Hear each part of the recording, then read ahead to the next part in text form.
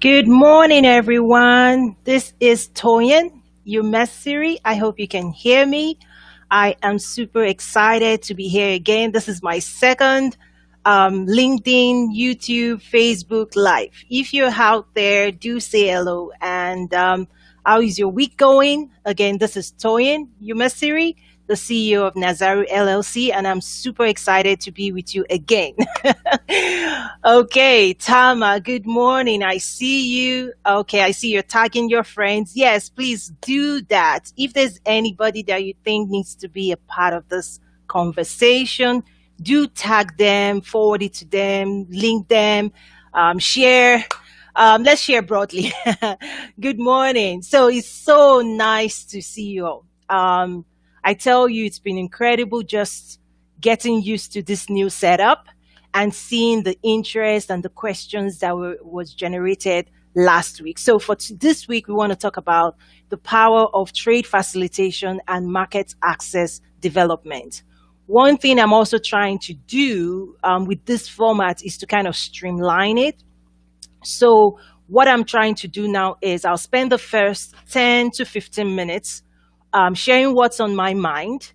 And then I know there's a lot of questions on your mind, so I'll give the remaining time to you all to ask your questions, and then I'll respond to as many as I can live, and the rest that I'm not able to get to, I will be able to respond directly to them, just like I did last week. So I'm trying to create, I know this is so new, but I'm trying to make this a structured engagement.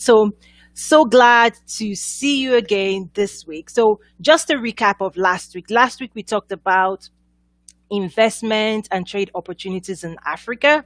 I talked, just broadly talking about our theme for the 2020 Trade with Africa Business Summit, which is more around investments in agriculture value chain, retail, manufacturing, and infrastructure development. So we mentioned that last week. Last week, I was also able to share 3 stories with you. I hope you can remember those stories.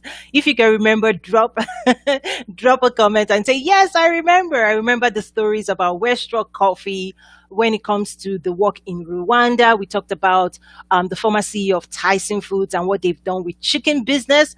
We also talked about catfish as a trade opportunity between the states of Arkansas and Nigeria. Those were things we talked about in terms of real agricultural opportunities. One of the things I think that sets my work apart is there's a lot of conversations around Africa, rightly so.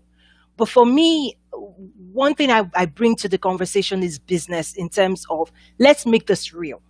Let's bring this down from the cloud in terms of saying, oh, trade, investment. Yes, what does it mean to you? What does it mean to me? What does it mean to business, the business community? What does it mean to the investment community? What does it mean globally?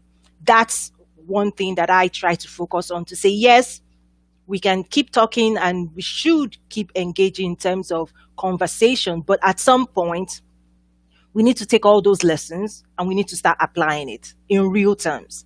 So that's really what we do at Nazaru, to say, what's the application, right? Who is doing what? What are you doing? What are you up to? How can we support you and help you win globally? So that's one thing we try to do. And that's why today's topic is also extremely practical. It's around trade facilitation and market access. So let me say hello to a few people joining. I see you all.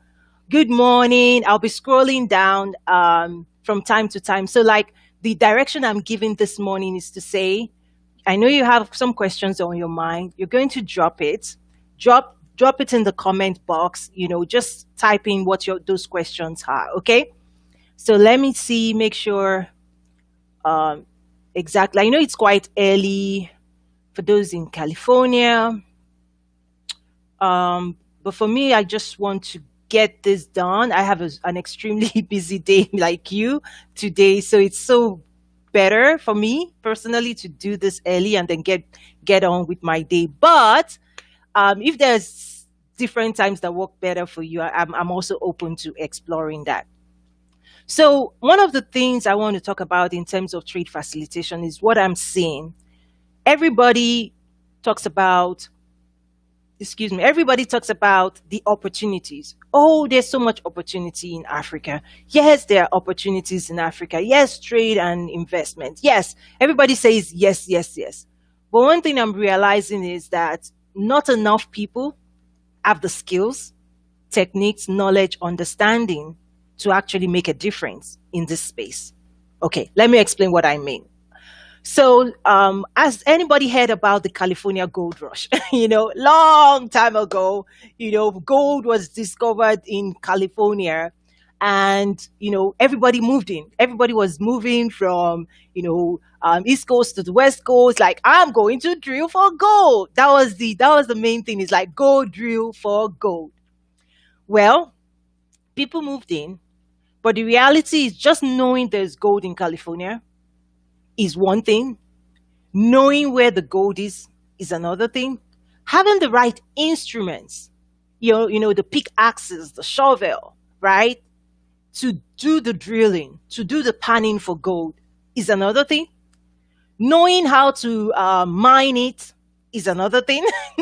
Knowing how to sell it and make money for your family is another thing. And that's the analogy I'm giving with Africa. Knowing that there are opportunities in Africa is one thing. Having the skills, talents, techniques, resources, network to actually engage in trade and investment with Africa is something else. Being able to market yourself in terms of your skills, your talent, your resources, your industry is another thing, right? Even if you're in a country, there are 55 countries, being able to capture the attention of investors is another process entirely. So when you think of an investor saying, should I go to Nigeria or South Africa or Ghana or Rwanda? They have so much options, right? They have so much options. So if you're working for a government, you have to work harder to attract investments because guess what? Your neighboring country is also working, right? Botswana, right? Namibia, right? They're working extremely hard to attract trade and investment for their country. So one of the things that becomes extremely important is making sure that are you investing to grow your skills and talents in order to be able to participate in trade and investment with Africa. That's what I'm finding out, that we have to build not like I would say, let's begin with a small army of people that actually have the right skills to present why Africa, to engage with the right investors or buyers or sellers, to actually capture trade opportunities. And that's one thing that we're finding out that, I'm actually finding out that I have to spend more time teaching. I have to spend more time engaging. I have to kind of replicate myself, and that's one of the things. Last week I started getting a few out there and talking to a few people, and several of you have already showed interest. The new launch of our masterclass, the trade facilitation masterclass. So that's something I'll talk about more. But yeah, that's what's driving the trade facilitation masterclass. It's us realizing that it's not enough to be close to the conversation. It's not enough to say yes, there's trade opportunities. It's not enough to say yes. It's not enough to know there are investment opportunities. The question I have with you is, what are you doing about it? Do you have the right skills? Are you preparing to be a part of that gold rush? So that's my question for today. Good morning again. Yes, yes, yes. Good discussion. Thank you so much. I appreciate that. I know it's quite early for a lot of people, and people will be joining over time.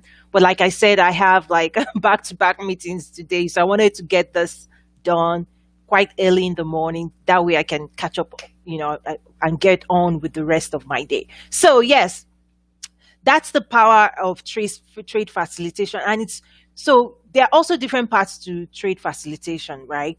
You could be facilitating movements of goods or services, or even facilitating investment into a region. Each of those requires different type of expertise. But one thing that I'll say that is common is that if you are responsible for facilitating trade, you've got to be probably the smartest person in the room. Yes. What I mean by that is both sides of the transaction, sometimes even three sides of the transaction. Sometimes they're speaking, they want the same, everybody wants the same thing, but they might be speaking different language. And if you're a trade facilitator, it's going to be up to you to connect the dots and to make it happen, right? So when I say you need to be the smartest, what I mean is you definitely need to be more informed in terms of understanding what each side is looking for and be able to work that out. When it comes to goods movement, so if you're a trade facilitator in terms of cross-border transactions, the buyer, the seller, they are relying on you to help understand what are the tariff barriers, what are the non-tariff barriers, making sure the tactical execution of that trade and the movement of that goods, it's going to be on you, right? So all of a sudden you realize that, oh my goodness, it's not enough to talk about trade and investment. What are you doing to grow trade? What are you doing to be a part of it? So that's my question. I see more people are joining us. Good morning, good afternoon, good evening, everyone. Is it evening? Yeah, maybe afternoon, evening, depending on where you are. Yes, so I'm seeing people join. So when I look here, I'm actually looking at the chat box. I see you, Irina from Switzerland. Thank you so much. I see questions. Please, like I said at the beginning, is with the format or the structure I want to try out today is one that I spend the first 10, 15 minutes to present the topic on my mind. And then the remaining time, I want to listen to what's on your mind. So if you have questions, just comment, drop a comment on your location and your question. And what I'll do is I'll go over those and respond live to as many as possible. And whatever is left that I'm not able to respond to live, just like last week, I'll go back and respond individually to those questions. Okay, I see you, Raymond. Thank you for joining. Excuse me. Thank you so much, everyone, for joining today. So we just talked about trade facilitation. The question is, what's your role going to be? Are you thinking of becoming a trade facilitator? Because we are launching, a new masterclass, because I'm finding out that as trade engagement, trade with Africa, just like our work is, drumming on and bringing people together and bringing investors together and bringing experts together and policymakers together, what we are finding is, oh, wow, the interest is growing. But guess what? We need to train as many people as possible to make sure that we're not just talking about trade, we're actually doing the tactical work that's in terms of closing those transactions. And it does take certain expertise to be able to work, cross-border or work with your partners or your clients and engage to actually increase transaction. So this is where the rubber meets the road. This is where you go from talking about trade to actually participating, engaging, and driving trade. That's the key. Like I said before, there's so many conversations happening. Just last week, I had the rare opportunity to actually speak briefly to the African consul generals in America. So the consulates of African countries in America and the consul generals in charge of those offices. I was invited to speak briefly with them, and there were also diaspora leaders there. And what I would say is, you can tell Africa is on the move. You can tell that the policy leaders are like, whoa, COVID-19, how do we recover from COVID-19? What's the next step? How do we engage? We all need to come together. We all need to partner. We need to listen more to people and say, what are you working on? How is what you're working on good for us? How can we partner? How can we collaborate? That was the energy. And I'm sure Tama, you could also testify because Tama was also part of that. Is that's the energy that I see that is, growing and increasing. It's that momentum. The momentum is building. But guess what? If you build momentum and you don't have the skills to mine, just like I talked about the California gold rush, then it fizzles out.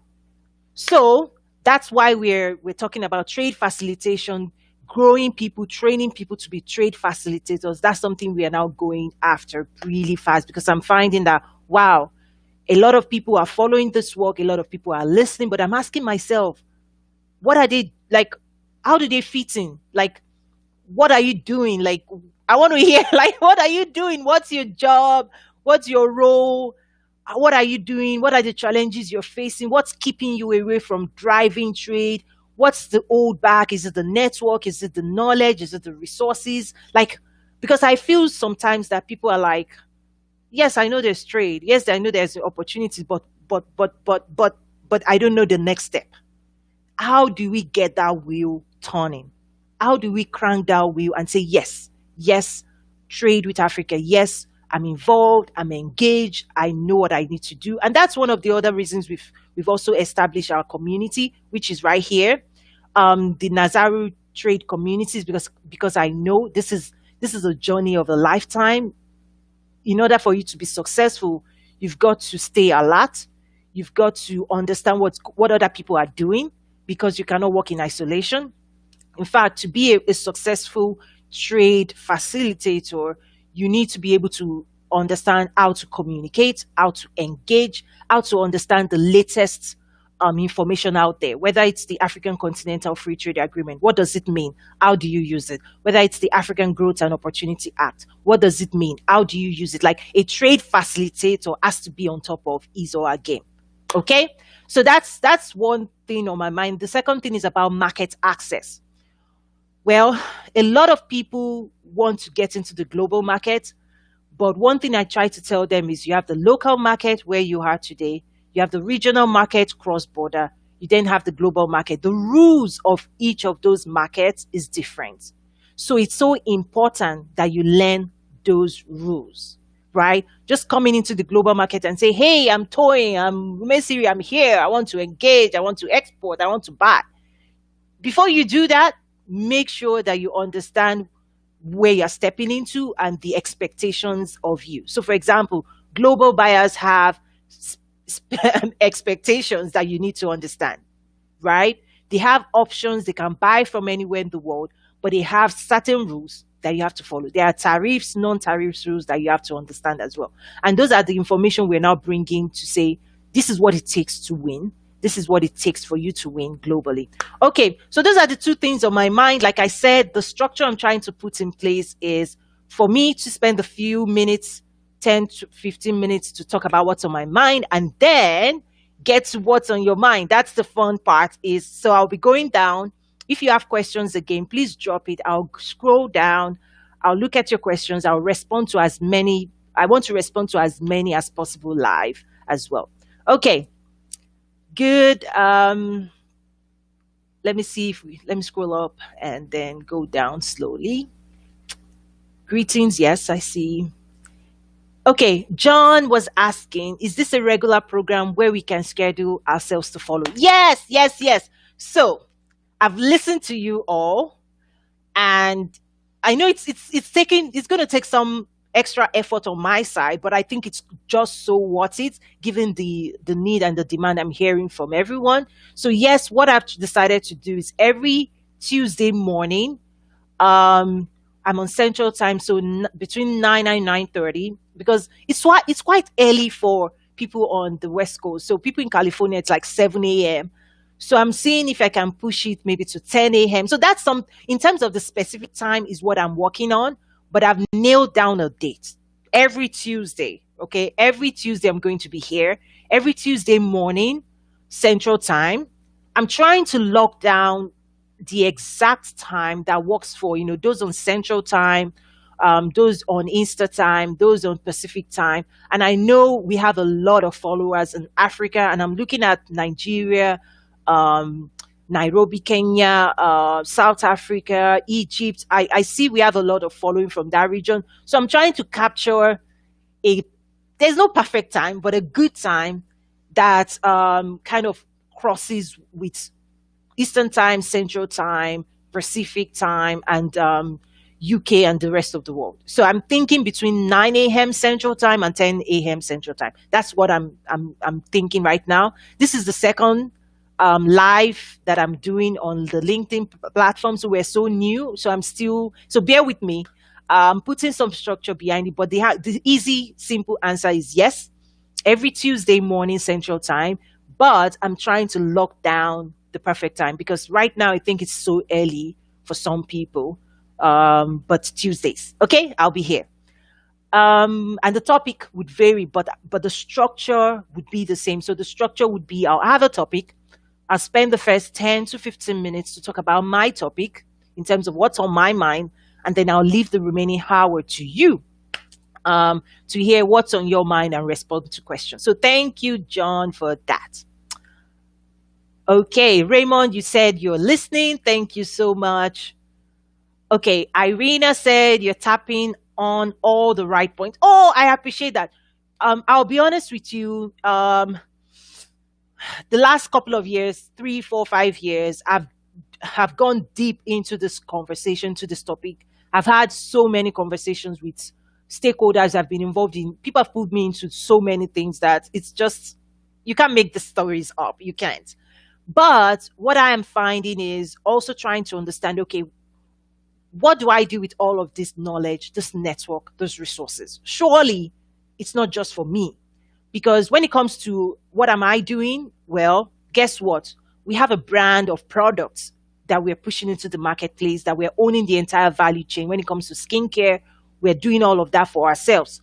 But what I'm also saying is the knowledge and information and resources that allows us to be successful in the work that we do.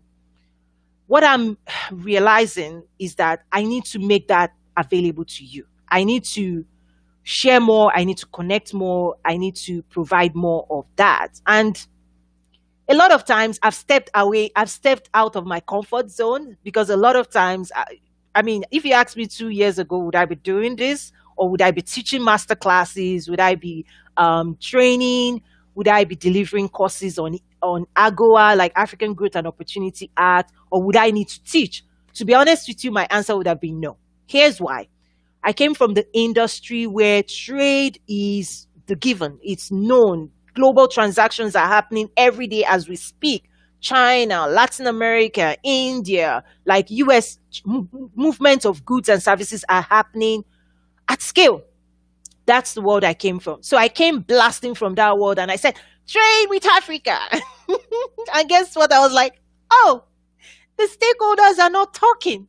They're busy in Washington, D.C. having political conversations. Oh, they're not talking to the business. The business communities, they're not talking. No wonder we're not having the numbers. Guess what? US only does 2%. 2% of its global trade with the entire African, like the sub-Saharan Africa. 2%. Africa represents a quarter of the number of countries in the world, right? Just think about that. There are just over 200 countries all over the world. Africa has 55 countries. Just 2%. It's not funny, guys. Just 2% of US trade is done with sub-Saharan Africa. And the 2% is mainly oil and resources, like natural resources. Look at the data. The data speaks for themselves. And then I started asking, why? Why? Why? Why? And asking the question why, which is something I encourage you to ask. Always ask why. Why is it this way? Why is the flow of transaction? Follow the money.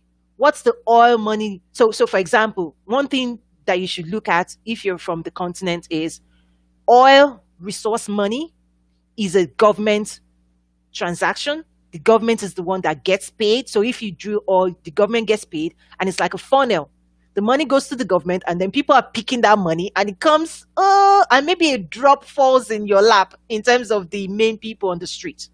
That's the flow. That's the supply chain of oil and natural resources, whether gold, um, diamond. Those are deals.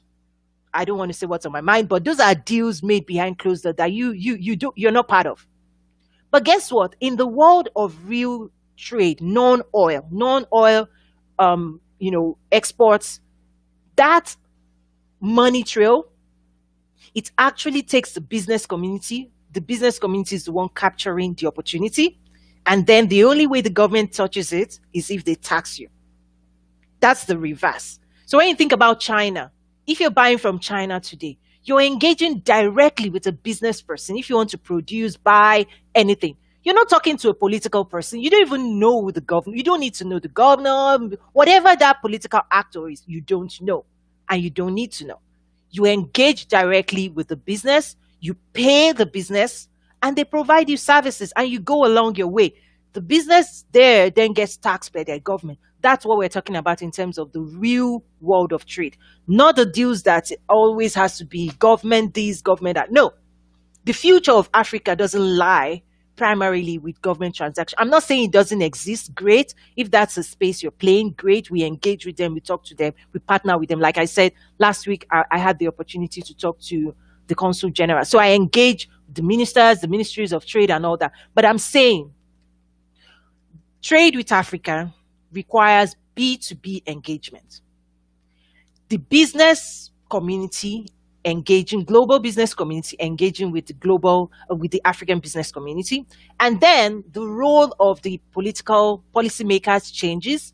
They become, should I say, onlookers and facilitators of trade, in the sense of creating enabling policies that ensures those transactions happen and the investments are protected, right? So enabling environment that fosters trade, that's their role. That should be their role. They shouldn't be derailers of trade. So anyway, I know it's not funny, guys. It's not funny, but those are the things we've seen. So I'll keep going down. So yeah, thank you for that observation. Jennifer from Togo, hi. Okay, Thomas asks, what's included in the master class? How much is the class? Good question. The second question is something question mark. I'm really, I'm trying to make myself accessible, but I also recognize that the people who follow our work and the people we are trying to grow and invest in, there are different stages on and different engagement. So for me, I have to strike a balance in terms of I want to the number one thing is I want to deliver the knowledge. Now I'm trying to assess where are you, where are you on your journey? Is this something that your company, could we work with your company to make sure that this is a developmental training for you that also helps you do your job better? So in terms of pricing, that's something we're working on now. But I want to hear, the ideas you guys have, because if I were in the US and only serving clients in the US, it's quite easy. But when you open up things to a global audience, you have to it's a delicate topic. So that's something I'm trying to work on. But so your first question in terms of what is included, it's helping you understand what trade facilitation is, what's your role, what space do you want to play in terms of goods, services, investments, making sure we help you understand what it takes to be successful in each of those spaces, how to find clients, how to find customers, even then making sure we help you know that when you've connected with your potential clients, how do you communicate and engage so that you can maintain that relationship? A lot of the times, what I see people do is they do eat and run. Boom, boom, boom. I'm out of this place. That's not going to work on the global market. Funny enough, the community, global sounds big, but the community that actually does global transaction is relatively small. So be careful your reputation. You want to, know your brand, want people to know what you're able to deliver. So we also want to help you design your services. Like, what are you doing? Like, are you an international lawyer? What services are you going to be bringing, and how do you plug into that conversation? So for me, that's how I'm designing this in terms of practicality.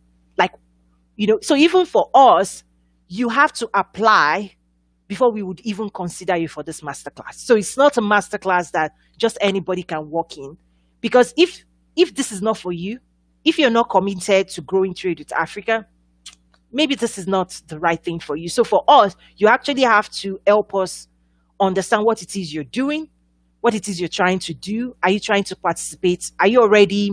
Because there are a lot of people that today, their day's job, they're probably working at a desk right now, and their day's job says export promotion or trade and investment.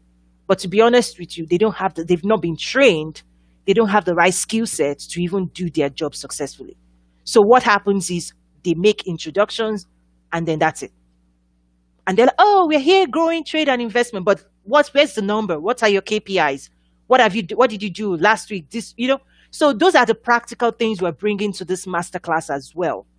And then we open it to a lot of discussions back and forth, because I also want to help you build your service offerings as well. And it's a diverse, broad community, if I can say that. Okay. Okay, good. I'm going down now. Trade facilitate. So Jennifer said, African trade facilitators, negotiators, consultants, deal breakers. What is the difference? Well, first of all, trade facilitator is a broad term.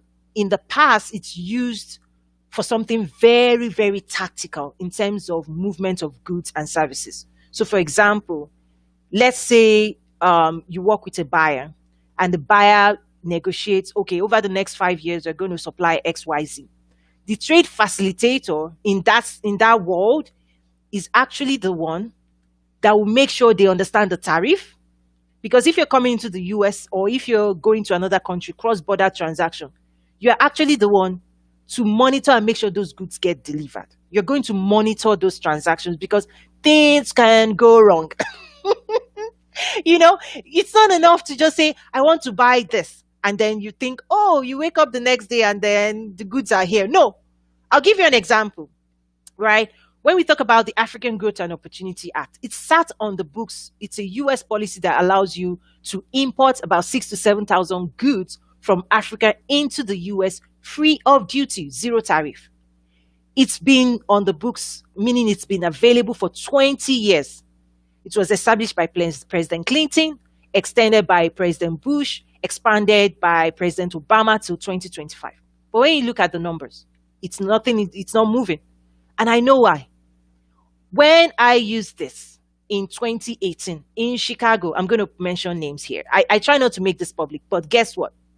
Homeland Security here, in clearing my goods, and I said AGOA, they have never heard about AGOA before. I'm like, oh, it took them 2 weeks working with the biggest agents here to say, AGOA, it has been on the books for 20 years, and it's your job to clear goods, and you've never heard about it. And in Washington, D.C., people are talking about AGOA, the politicians, the president, the ministers, the ministries. They've been like, AGOA, AGOA. And every year they're having AGOA forum. Last year it was Côte d'Ivoire. Oh, yes, AGOA. And the people in the Senate and the people in the House of Representatives, AGOA, yes, we gave Africa AGOA. But guess what?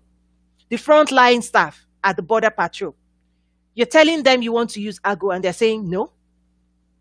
I'm like, what? No, in fact, you're so lucky this is my job. Because at that time, I had just moved from a different state. I'm like, Chicago, really? I even went to the African stores, and I asked them, how do you import your stuff here? Do you use AGOA? They're like, huh? I'm like, OMG. So it's not enough. I tell you, it's not enough to talk about African Growth and Opportunity Act. Or it's not enough to say African free trade agreement, and politicians sign it and they clap. Woo, yes, yeah, free trade. It's not enough. The list you talked about, facilitators, negotiators, consultants, these are the people that would actually read the fine print, find the buyer, find the seller, bring them together and make it work. There are different skills it takes to actually make it work. And I'm saying, we don't have enough of this group of people. And there are differences. Like if you're a negotiator, you could be a tactical, you're acting on behalf of a buyer or a seller and you're negotiating. That's it. But the trade facilitator role, I think, sits at the very top. Because if you take on that role, you may have to be the one to go look for a buyer. You're the one that goes to look for the seller. You bring them together, you help them close the deal, and you monitor that transaction. Because sometimes you could make an introduction. I remember several years ago, I made an introduction with the biggest alternative. I'm not going to mention names because there are some things I don't mention names on some things, but I mention some names on certain in certain areas where the biggest alternative home manufacturer in the US. I connected them with a bank that is also financing home building, home development on the continent. I made that was several years ago. I made the introduction, brought them together, got them on the phone. They were like, "Yeah, I like you. We like you. What you're having helps us. And then I stepped away. I was like, "Oh, I've made the conversation. I've made the introduction. You guys should be good now. You don't need me anymore. Bye." Guess what? Few weeks later, that conversation fell into the crack. Guess what? You know why? Trust. There was no trust. The one on the African side said to him, "Who is this person you introduced to us? He wants us to bear all the risks of this business deal, and they don't want to bear any risk. We're not doing we don't need this." I'm like, I went to the I went to the African side. I was like, to the American side, I was like, "What did you do?" They were like, "Oh, we're bringing this. Since they have the networks with the government, let them go and do all the work. We will just bring our goods." I'm like, "Oh my goodness." So, lessons learned. When you bring those parties together, set the expectation and don't abandon that relationship. Like, I've seen it happen because each side, sometimes they're so rigid and they're saying, "I want this. If you don't give me this, then no deal." And this side is like, "I want this. If you cannot work with me this way, no deal." So how do you create win-win? So that's one thing those masterclass will help you start seeing that, you know, win, win, win is the game in terms of driving trade. It's not I win, you lose. Let's find somebody we can take. I mean, those things don't work. Everybody has to win because if you don't play and help people win, then they just move on and work with somebody else. So yeah, I need to quickly move. Okay, inbox towing. Okay, please, yeah, inbox. If you have specific targeted question, please email as well. And then talked about Jennifer is asking, is there any African roadshow under the Continental Free Trade in place? Yes, I would say yes. It's actually even bigger than a roadshow. And I actually serve as Intra-African Trade Fair Ambassador by appointment of the African Export-Import Bank and the African Union. So the African Export-Import Bank, it's a Pan-African bank. It's actually majority owned by, I think, 40-something African countries. And the African Union is the governing body for the continent. So one thing, they've worked together. They created the Intra-African Trade Fair, IATF, and every 2 years they bring all the biggest players across the continent, and then anybody that wants to participate in intra-African trade, they bring them together. The first one we had was in Egypt, December of 2018. The next one was supposed to be September of this year, but COVID-19. So it's now being shifted to Rwanda next year, 2021.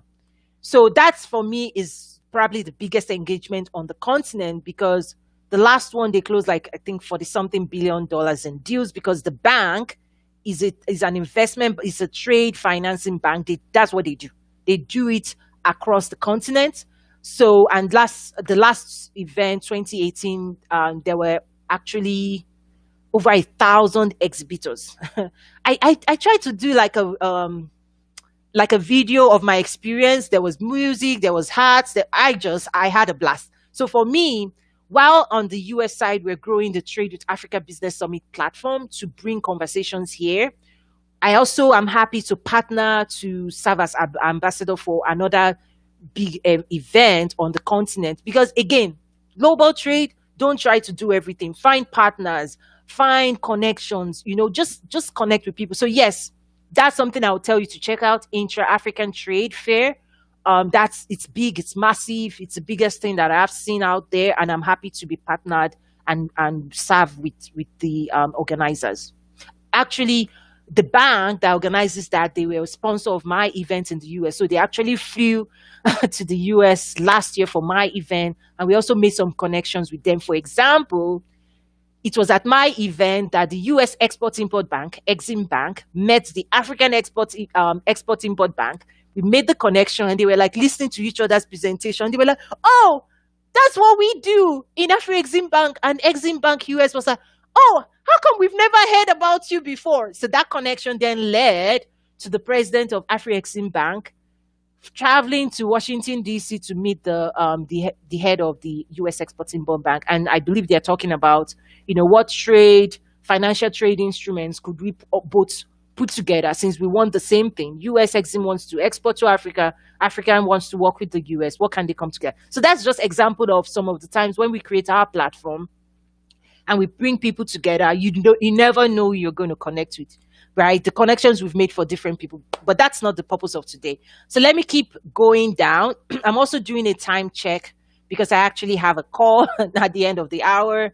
Hello from Nigeria. Hello, Zingisha. Thank you again. I remember you from last week. Thank you for coming today from South Johannesburg, South Africa. Hello. You need to go watch some of the videos, like the Trade Commissioner for South Africa, some of the videos that I posted about, trade and investment opportunities in South Africa. John, you said no more Facebook on Saturdays. We are moving everything to Tuesday. One of the things I'm also thinking about doing down the line, there's so much more to me than just business, right? So I would eventually like to do two of this, one for strictly work, and the next one, maybe I'm thinking Inspiration Fridays, more along life, inspiration, like how are you doing, kind of.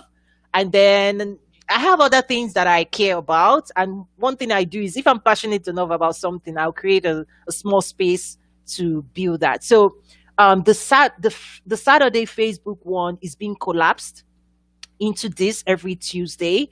And then I'm still thinking about starting another one that is strictly along the side of life inspiration, job opportunities, just things that are more chill. Okay. Thank you, John. Thank you, Stephen. Good job. I'm trying. um, okay, I see, Gerald. You said if you stay in your comfort zone, you never learn towing. That's so true. And even for me, I'm committed to impact. I'm committed to service. I'm committed to offering myself. If I'm not committed to that, trust me, there's a boatload of things that I need to be doing without doing this. But once that commitment helps me to listen. So that's one thing that I think I do well, is to listen. Because if you're trying to serve people, you want to listen to their pain points. Like, I don't just want to work in a vacuum.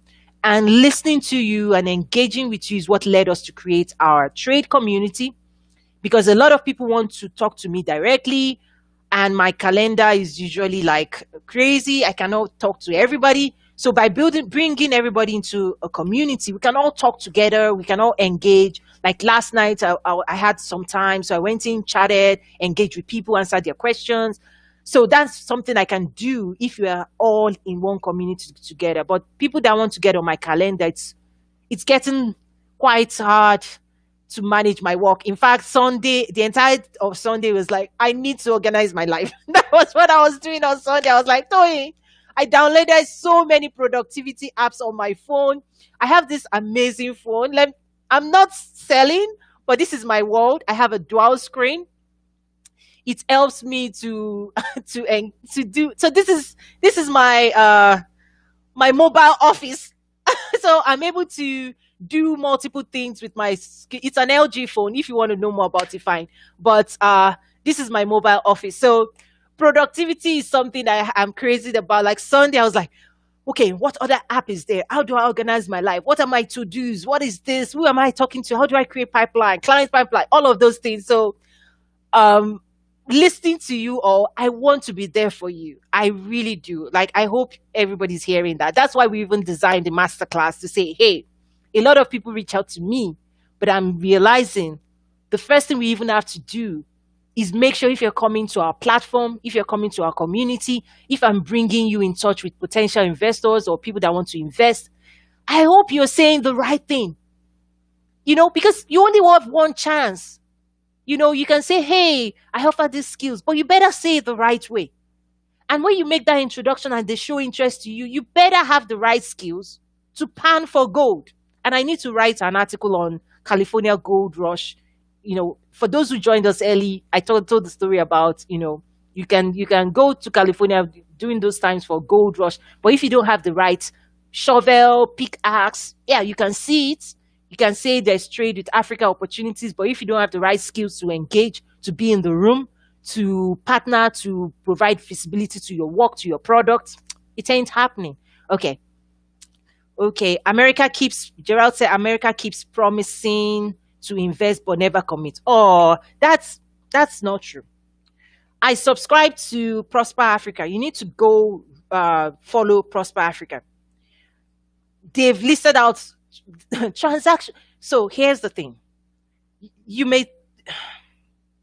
Transactions as we speak are happening behind closed door. Just because you don't know about it doesn't mean it's not happening. That's the mic drop.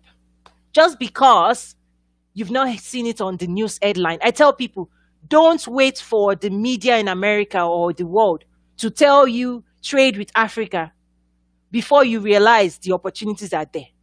Please don't. The media for so long have portrayed Africa as this. So it's harder for them to change their song right now. It will take humility on their side to say, hey, we were wrong.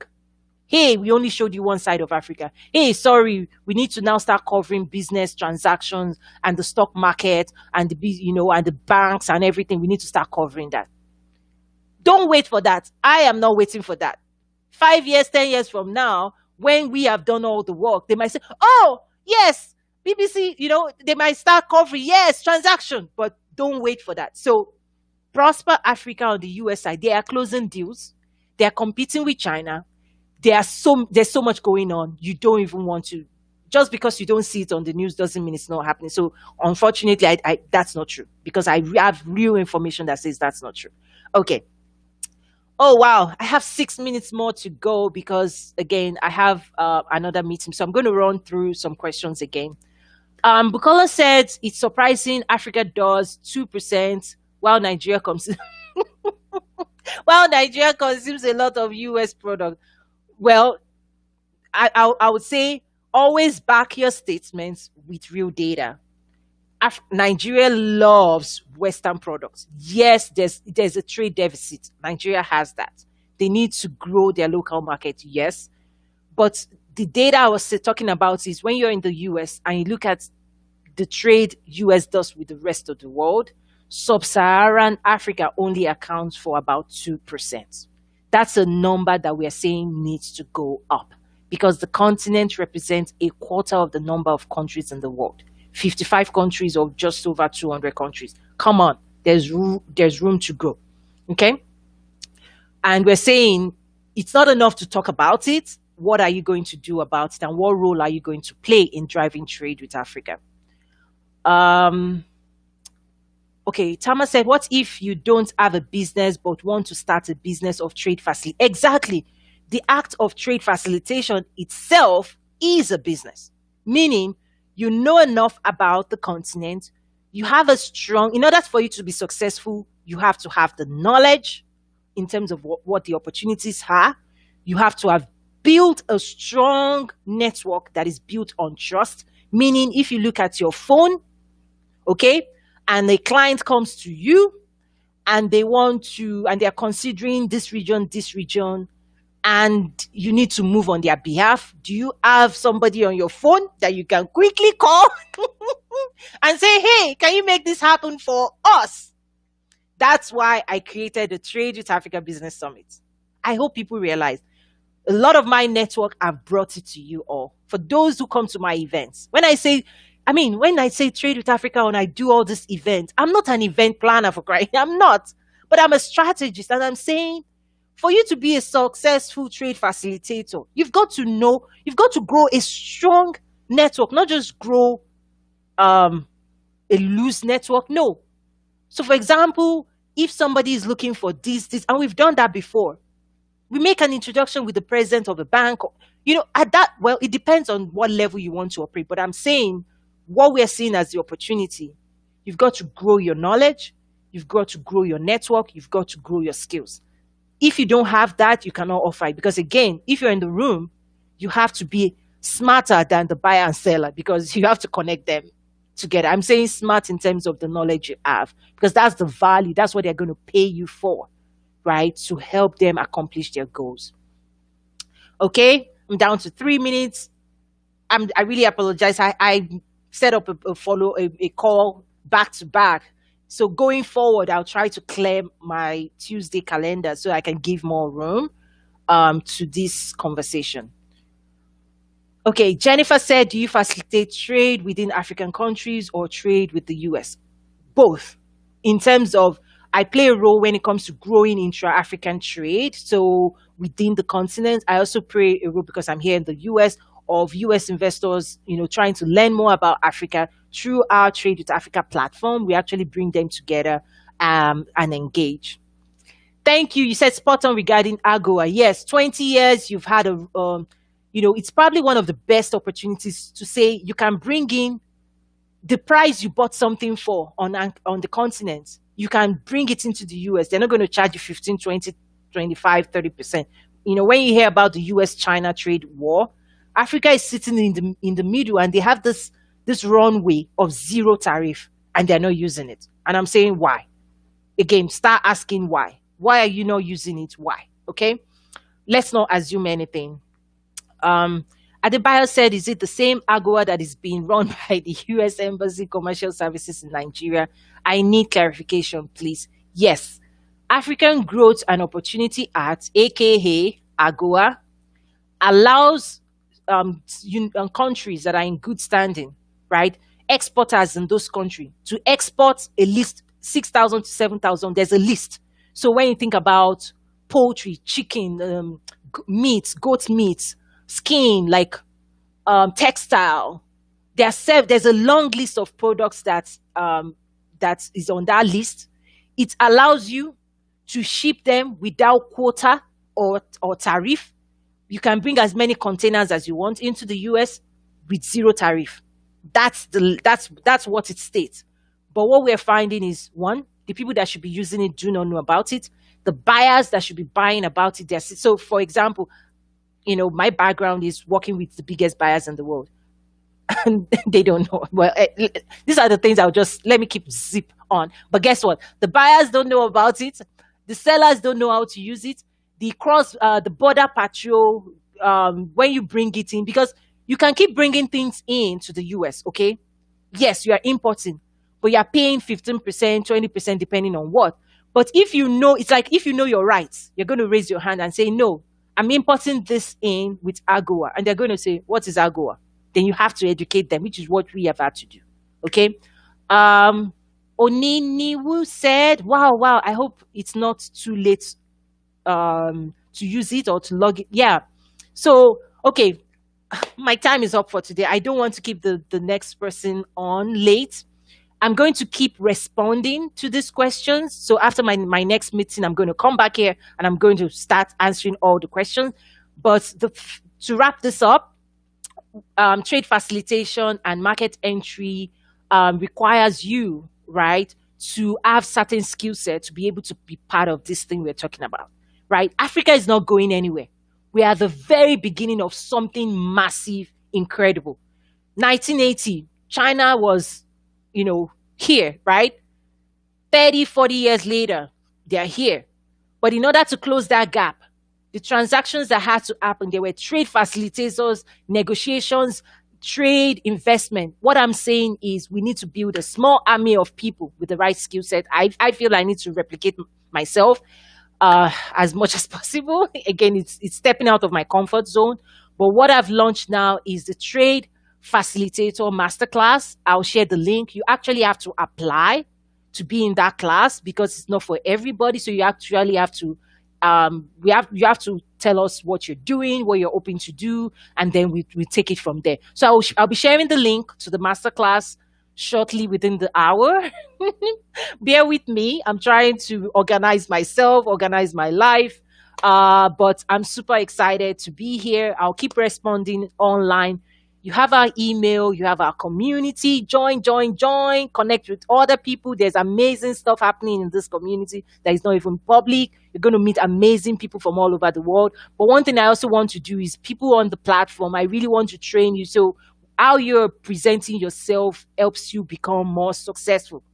Thank you, everyone, for today. Again, every Tuesday, about the same time, I'll be here. And don't forget, DM me, email me if you have any questions. I'm here. I'm committed to you. Every day I'm listening. Every day I'm trying to be of value to my community. Thank you. Much love. And have a blessed,